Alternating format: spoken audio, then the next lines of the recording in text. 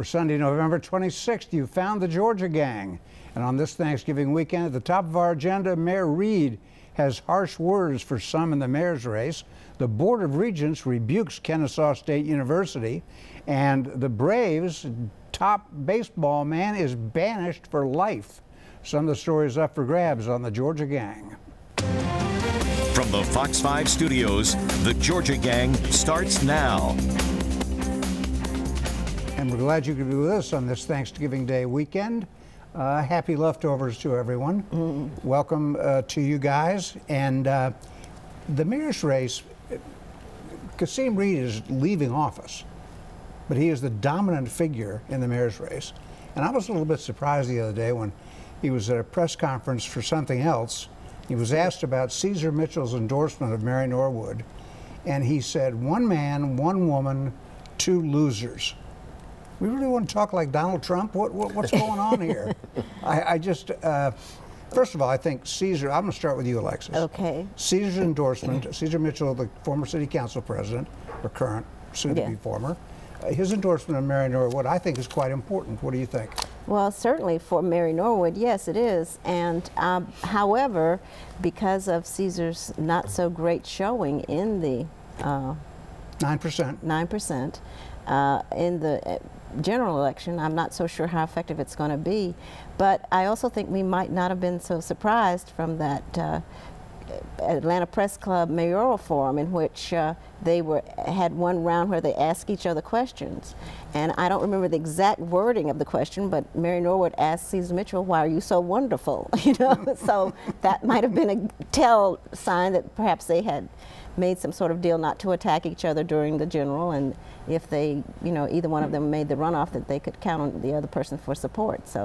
Jeff, I know you admire Kasim Reed. You make that plain every week. But at some point, doesn't his language get in the way of the campaign of Keisha Lance Bottoms? When does it start to hurt her? Well, you know, I don't know that it's necessarily going to hurt.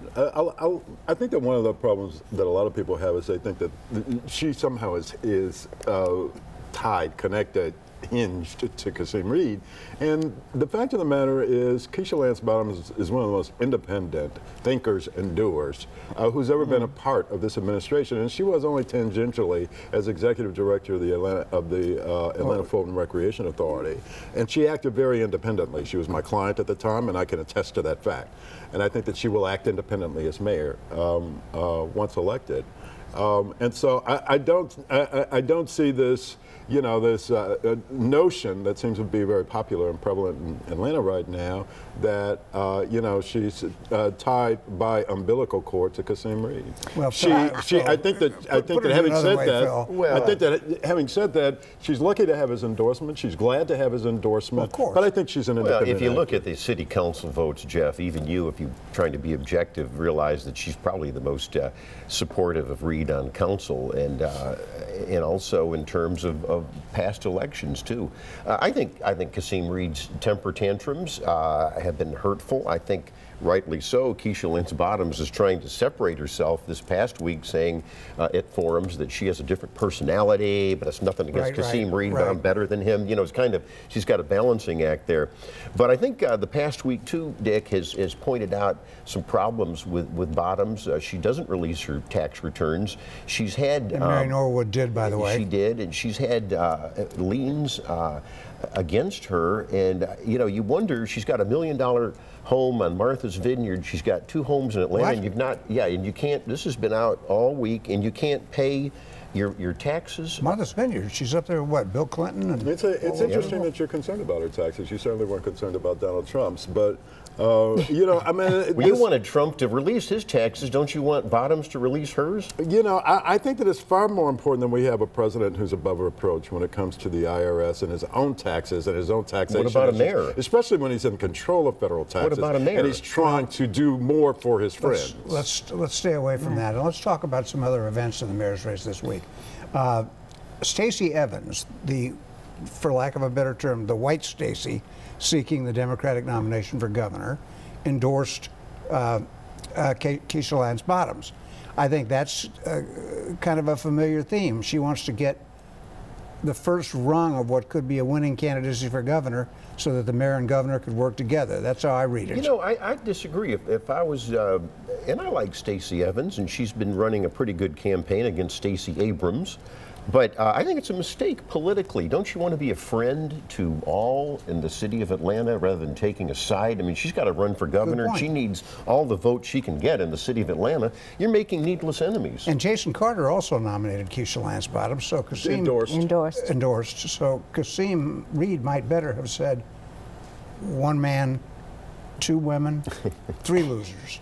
Well, so did Andrew Young. Men, I don't think that you want to call him a loser. He also came over from the Cesar Mitchell campaign to endorse Keisha Lance Bottoms. So she got some important endorsements this week. There's no question about it. I think that Stacey Evans is an important endorsement. I think that Jason Carter is. These are people who are into CAP, where she needs that Easter CAP in Atlanta part of, you would think that she would go for Stacey Abrams, though, because she represented that part of the city. In the meantime, well, that's true, too. But she's gotten that endorsement. But in the meantime, Mary Norwood is trying a different approach. She's honed her message now, and she's talking about how she's the clean break. She's not saying anything negative about Kasim when she says that, but she says, I'm the clean break. Presumably she means from the prolific corruption at City Hall and the past practices. Well, that's right. It's a smart messaging. It talks to the federal ongoing probe of bribery and corruption, and the procurement officer under Kasim Reed going to jail after admitting to bribes, but also public safety. That's a Norwood theme that cuts across all racial and political lines. So I think that it's going to be very close. December 5th, of course, is the big day for the runoff, and as we're pointing out. Early voting starts Monday. That's exactly right, Alexis. So I think it's going to be very close, but I think Mary Norwood has a shot at pulling it off. And just as a footnote, the other major race that's on that ballot December 5th is City Council President, the runoff between Felicia Moore and Alex Wan. And the Lord giveth and the Lord taketh away. Alex Wan was endorsed by John Lewis, which I guess is a good thing in the city. That was interesting, and also by C.T. Martin. By C.T. Martin, who was in that race. C.T. Martin. In that race, that's so right. Something tells me the establishment does not like Felicia Moore.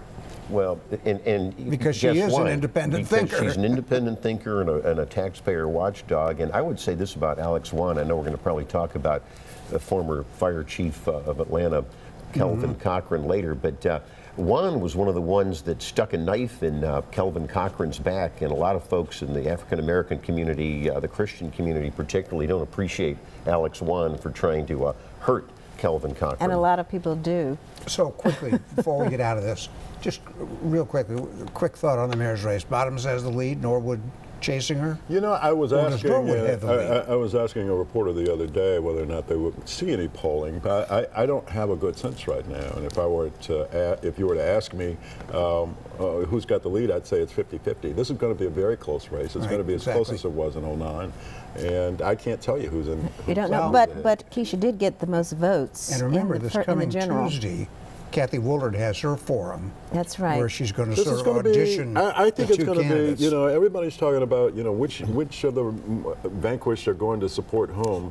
This is the one that's important, and that's Kathy Woolard. Yeah, because I think she'll probably either say nothing, or I would think she'd have to go with Mary Norwood. I'd be very surprised for going back to the clean break. Yeah, I think. Well, you don't know. You don't know. She says it's about affordable housing. She is. Yeah, she's really issues oriented, and if you're very issues oriented, she's going to have a hard time endorsing Mary Norwood. All right, we got to get out. When we come back, the dome is no more, and there's a funny side to all of that. And this thing with the Braves is just blown sky high. We'll try to sort it out for you. Stay with us. Have a question or comment for the Georgia Gang? Visit their website at fox5atlanta.com. What a show it was Monday outside the Georgia Dome when the demolition crews came in, lit the charges, blew the thing up. It went down pretty well. There was that moment, though, when the MARTA bus pulled up in front of, I believe it was the Weather Channel's camera position. and the bus blocked the whole shot of the implosion. All you could see was the smoke. It was great. It was That's funny. right. And Jeff, I urge you to Google I it will, because you'll Yes, see some and, funny and I blame the cameraman. If he just set up on the other side of the street, he would have been fine. Well, you know what's funny about the dome? My girls were texting me when they saw the implosion, and they just the two of them just ran off all the major events that they had attended at the Georgia Dome. Right. Right. It really is incredible. From the '96 25 Olympics, years. Final Fours, national championships, Final Four with Georgetown, I might add. You know, that was in the dome. That's important to me. Right. Quite a thing. A lot of great memories. I will put a footnote on that, though. It didn't look like they got all of the concrete. If They you're didn't. looking at the aerial shots, and I think there was a glitch there They at said the that end. one packet of explosives One didn't wall and detonate one or ramp. something. Yeah, so they're Didn't going to go have to. I guess they're going to have to eat. They say it's routine. Yeah, but Sometimes you're still they going to have to pay they're for gonna all have the to- mechanical equipment to Yeah, go they're in and gonna knock knock it the rest down. of it down. And Then in another interesting culmination to Kasim Reed's term as mayor, we're very Atlanta-centric today, by the way, but the Civic Center, which has been kind of a white elephant for the city for a long time, has been sold to the Housing Authority for, was it $300 million? Yep. Well, actually, it's a $300 million development. It was sold to the Housing Authority for $31 million. $31 million. Okay, Right. thank you. You know, while we're talking civic centers, and I'll switch it over to my old stomping grounds in Augusta, there's a huge political fight going on between the mayor, Hardy Davis, and a lot of your civic and business leaders over where to put a new civic center. Do you want it at the site of the old Regency Mall in South Augusta, or do you want it more downtown centric where they're trying to bring, like a lot of cities in Georgia, our downtown back? And so it's the usual. Unfortunately, it's gotten racial. It's the usual, you know, West Augusta versus South Augusta. So it's a mess over in Augusta over their civic center. Nothing racial about Well, the this, but Civic again, Center- and it's another example of unloading some of the assets that the city really didn't Right. need. You've seen Peachtree and Pine close. That was a Right. huge development, and now you've got Weingarten involved there. They're going to build some retail there. There's going to be some affordable housing. There's a 30% affordable housing component here at the Civic Center, right in the heart of town, right there in Piedmont. And so it's a huge development, and It it's is. again, it's in line with Pond City Market, with Underground Atlanta, with all of the city Oh, I agree. assets that this mayor has been able to unload on behalf of the taxpayers. But they're going to get rid of those buildings there at the Civic Center. Those buildings are Good, going. yeah. Yeah, the buildings It's not a are going, and you'll have repurposed reuse. no. The buildings will Unfortunately, be it was raised, never a and you'll. great venue for theater, for dance, for anything. It was just too didn't big and really too work. little. It was at the either same too big time. or too little. Well said. All right, Mayor Reed also. Boy, we're staying with Atlanta. Mayor Reed got his report from his anti-Southern committee that he appointed to root It's out not all vestiges anti-Southern. of life before 1865. And looks like he's going to change the names of a lot of streets and maybe more, huh, Phil? That's right. Under a 2001 state law, you really can't move or hide any of the Confederate monuments, especially a lot of them are memorials to the dead. And so street names, yes, although I think I think Sheffield Hale, he's one of the few reasonable voices on that committee. He says, you know, let's try to put some of this in context and not just tear everything down. I hope they review it.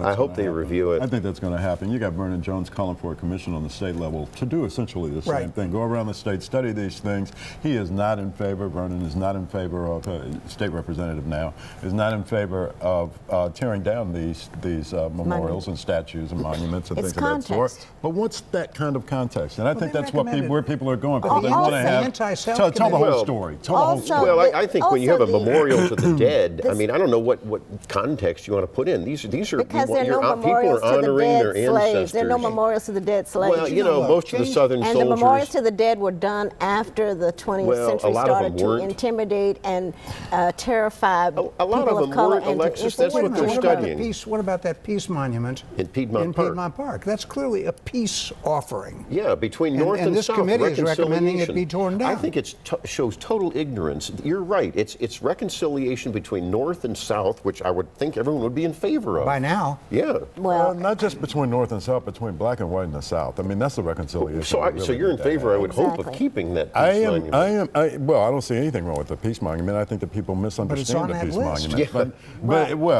you know, again, just because it's on the list doesn't mean that it's going to get to them. Well, that's why they're going too fast. But with it may this. get You moved. can say goodbye to They're Nathan not saying, Bedford They're not Forrest. saying tear them down. They're saying Right. You can say goodbye to some of the generals that were involved with and the Klan plus, and all I would say that. on that And sure. 2001 legislation did not include street names, so that's why I think the that's city right. is moving ahead with changing those names. Now, because they another can. potential problem for Kasim Reed as he gets ready to leave office is Kelvin Cochran. You mentioned it earlier, the former Atlanta fire chief and the former national fire chief. That's right. Under And Barack he Obama wrote a was book. honored. He wrote a book, religious in nature, abhorrent to homosexuals, and was fired. Well, and that was just a small part of it. But It was a he's traditional. now got his hearing in court. He had his hearing in court a week ago. There's a lot of testimony that came out that shows that Mayor Reed, who always claims he's for a welcoming city, says that these Christian beliefs didn't fit in with what the city believed in. Now that's pretty damning. Alex won. That's what it said in court, Jeff. No, that's a hard thing. That's not. There were some very interesting issues. Well, there was was some very interesting legal issues. The point is, let me just finish my point. He was persecuted. It's about his persecution. I know that you want to do an editorial. I think that from a legal standpoint, there are some very interesting issues here that are going to get vetted in court and around whether or not you can express yourself freely in an environment like that, whether or not people felt under pressure. He gave the book, for instance, to someone during an evaluation meeting, and so those are the kinds of things. If it was that a book need to on be, golf, the judge asked, would there be a problem if you did that? I mean, what's wrong with giving a book to a friend or somebody? These are the It's not a issues. friend, that's an Well, the employer issue is, versus an was he employee. persecuted It's for not his about- religious beliefs? If this was a Muslim, Reed wouldn't have probably worried about it. Oh, please. Well, That's it is a not fair, complicated not true. issue, and Jeff makes a point. You make a point. I'm with Kelvin Cochran. Yeah. That's easy. He's an expert in his field, and I know the book isn't about his field. And he's continuing, right, he's exactly, continuing that's the his point. church work here in Atlanta. And good for him to All do right. that. But When we not- come back, we got to get out now. When we come back, we've got two more terrific issues for you. The Board of Regents has rebuked Sam Owens at Kennesaw State University, and the Braves general manager has been banned from baseball for life. Only the fourth person ever so banned. Stay with us. Have a question or comment for the Georgia Gang? Visit their website at fox5atlanta.com. Exceeding over what's happening. And don't forget to join us on Facebook. And remember, the Georgia Gang channel on YouTube, you can always see the broadcast if you've missed it or failed to record us. So we mentioned the Board of Regents issued its report on the famous Kennesaw State cheerleaders case. That's where the young ladies took a knee before a football game. Sam Owens' position in this looks a little weak, Phil. Right. Of course, he's president of KSU. And what happened was that he violated a very serious policy. All the presidents were told that if there was going to be disrespect or kneeling at these national anthems in the various colleges, they're to report that immediately to the chancellor and the university system, and then they will take it from there. If for some inexplicable reason Sam Owens didn't do it, he fumbled the ball, he didn't tell what was going on after that September 30th kneeling incident. And so he got slapped pretty hard in the report that was released just the other day. And the big question now is, what are the regents going to do about this serious breach of discipline? The chancellor had to read about it in the media. Yeah, Well, and it obscures. It's too bad. Kennesaw State's such an up-and-coming school. Well, it is. You know, and their football team is, Yeah. for the first time, they're only 4 years old, their football team. Yeah. And they were playing Samford in the division, in what they call the FBS playoffs. Big deal. And this is obscured and all Sam that. Owens has only been there for a year. 20 minutes, than a right? year. Yes, you're right. And so I think there's going to And be a plus, he huge was the evaluation. state attorney general, and he should have known better. I mean, just to free speech, right? Well, it's more complicated. Well, it's than more that. complicated it than is, it's more of except a, that it's a the management. Regents report said that it was free speech for them to be able Well, that's to what do the that. Regents have chosen That's to what- that's what believe, they but said. I don't agree. Well, that's I think what they're when you saying, join a and But that's team, therefore not that's the why biggest that issue, was a though. part of the when you violation. join a team, you abide by the rules of the team. If you want to protest, you take your protest outside the stadium. I would think Out that of college uniform. presidents would have a little bit more autonomy and not have to report up to the chancellor for every Well, little but nit. that wasn't what happened. There was not the autonomy, and the Right. chancellor obviously was very unhappy. Let's Right. switch gears here. The Atlanta Braves story is one that's been percolating for months. and we didn't really know what was going to happen. And I think everyone was shocked when we did find out what happened here. It's pretty severe. The general manager banned for baseball for life. That's John Coppolella. The Braves will lose 13 players. Unbelievable. That's a lot of stockpiled talent. These are young Latin American, mostly players. One's from Korea, Foreign I think. players. These are now going to go to the highest bidder. These 13 players. They have to choose new agents. And essentially, Coppolella and the director of scouting, Gordon Blankeny, are charged with exceeding all the limits. The violating the bonus limits. The bonus limits for foreign players and one domestic player. And signing a deal, well, making a deal with a kid who was 14. You're not supposed to do that till they're 16. It really Numerous is violations. shocking. And it's my own opinion that it won't affect the Braves in the short term, but could affect the Braves in the long term. It has got to affect the Braves in Right. the long term. They already had a weak season. They've moved out of the city of Atlanta. They're on their, seems like they're just really in bad shape. I mean, they didn't have a good season. And now you're going to lose all these prospects going forward. That can only hurt your competitiveness in the league. Yeah, he disgraced the team. Yeah, and and got you've Battery given Park a to make up terrible for black it. eye. And of course, in the middle of all that, the then president of baseball operations, John Hart, quietly left town. Well, he had knowledge of it, it looks like. It indicates that he had some knowledge of what John Coppolella and Gordon Blankeny were doing. It's pretty amazing. Couple of notes on the governor's race. We'll do this real quickly. Michael Williams on the Republican side is railing about the pay increases proposed for legislators. 70%? Right. It's a big pay increase. You know, we've always had this discussion. They're part-time people. They should be having their own businesses. They knew what the salary was when they ran and were elected. Now the governor's salary is also up for a raise. I would say this though. I think I wouldn't mind as a taxpayer giving some money to the assistants and some staff for these legislators, because they do try to help constituents, and it is tough for a part-timer to try to handle all those constituent calls. So that would be my only. Well, the governor's pay at $135,000 is ridiculously low. It is. For the governor of a state like this. It is. They want to jump him up to like 190. They do. Why stop there, frankly? Yeah. But You don't want to give it too high, but that's I know. reasonable. Yeah, I know. Well, All right, we the got to other- get out. yeah. When we come back, winners and losers. Time now for the week's winners and losers. And we'll begin the process here with you, Philip. Well, I'm going to make a winner Governor Nathan Deal. I think we've agreed on the program that one of his legacies is reshaping the judiciary over the last several years.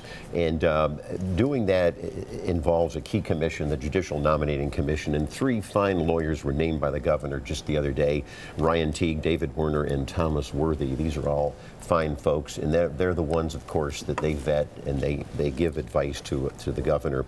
And I've got a loser, and I want to clarify kind of what I said last week with regard to my losers. You remember I mentioned the Milton elections with Mayor Joe Lockwood and Yeah. 2 other council people, and I pointed out that there was a Facebook posting that was offering free gift cards if you would put the faces of those candidates on there.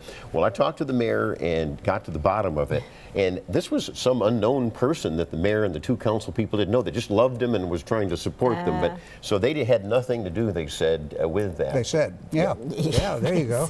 All right, Alexis. Okay, I'm going to congratulate Stacey Abrams. This week she announced a big plan for early childhood education, a $350 million program that would expand child care and increase pay for child care workers and expand universal pre-K and everything like that. So she's really looking at issues as an issue-oriented candidate for governor. So she's my winner. Also, Carrie McCardle is the new executive director of Literacy Action.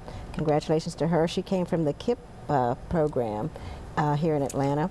And Fulton County Police Chief Gary Stiles is going to retire because there's no more policing to do for the county since they have incorporated the final section of the county into the city, which is now Renaissance City, and they're going to have a new police chief, new police department. That's right, we can't say it enough. City of South Fulton is now Renaissance. Whoa, all right.